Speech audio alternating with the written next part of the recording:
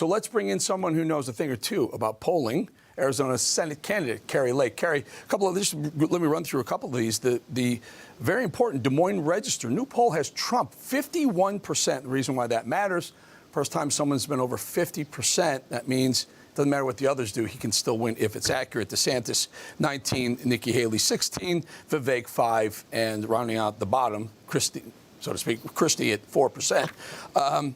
Trump jumped 8% since October. Very quick. CNN new poll, inflation and the border are the most important things to potential voters. And the third one, CBS says 7 out of 10 people disapprove of the job that Joe Biden is doing. So with all these polls, I'll let you jump into which ones are standing out to you, Kari?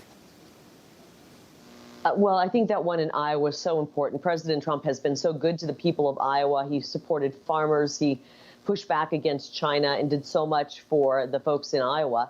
And so, and these other guys have been trying to get a stronghold in there or even get a few points, and they just can't pull ahead.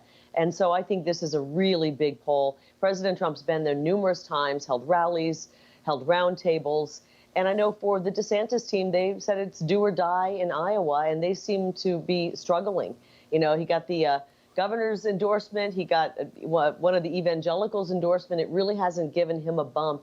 Instead, people are remembering what life was like under President Trump. Low inflation, almost no inflation. Prices were lower. Their money was going a lot further. We had a secure border. We were moving toward world peace, and we were strong. We were considered a superpower. And with Joe Biden and his disastrous economy, his disastrous handling of Afghanistan and every situation around the globe, we're realizing we're losing that power as America. And people want Trump back. So Trump is up 8% from the last poll by the Des Moines Register, very important, influential poll. DeSantis up 3% from the last one, but this one's interesting to me. Nikki Haley is flat from the last one, and this is about 6 weeks since they last took a poll. And in those 6 weeks, Nikki Haley has risen to be the favorite child of Fox News. She's winning the Fox News primary over there. They love her. She's all over the place. They're supporting her. She's picking up these corporate endorsements left and right. We heard it at the last debate, how much the other candidates are saying that's going to hurt you, how much she is actually loving it. So she's not moving. She's not moving up. What do you make of Nikki Haley? I think she's topped out. I really think, she's a nice lady. I've had a chance to meet her. I've met her family. But I think she's topped out. This is a tough year to go against a giant like President Donald Trump. We've already seen him prove that he can do the job well. And eventually these other candidates are going to realize this is a futile effort. They're going to step back. They're going to step out of the race. And I hope that they quickly do that and endorse President Trump. We've got to focus every bit of energy on supporting President Trump and taking down Joe Biden, because his policies are killing America. And every day, more and more people wake up to the fact that these Democrat policies are not policies that give us prosperity and peace. It's the Republicans who will do that.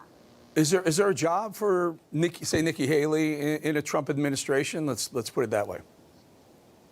I would guess the sooner she gets out, the more likely that would happen. But I don't know about that. They've said some pretty terrible things about President Trump. The stuff they're saying isn't true. He was a fighter. He's always been a fighter. He's always been willing to take on corruption in D.C. And the people of this great country want that. They want to root out the corruption in D.C. and see a return of our government back to we the people.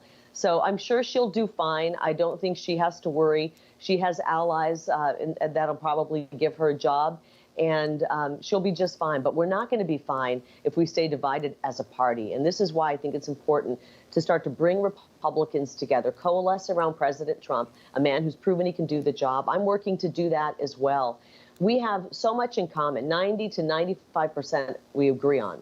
And when we sit and concentrate on the 5 or 10% we disagree on, we're not going to go anywhere.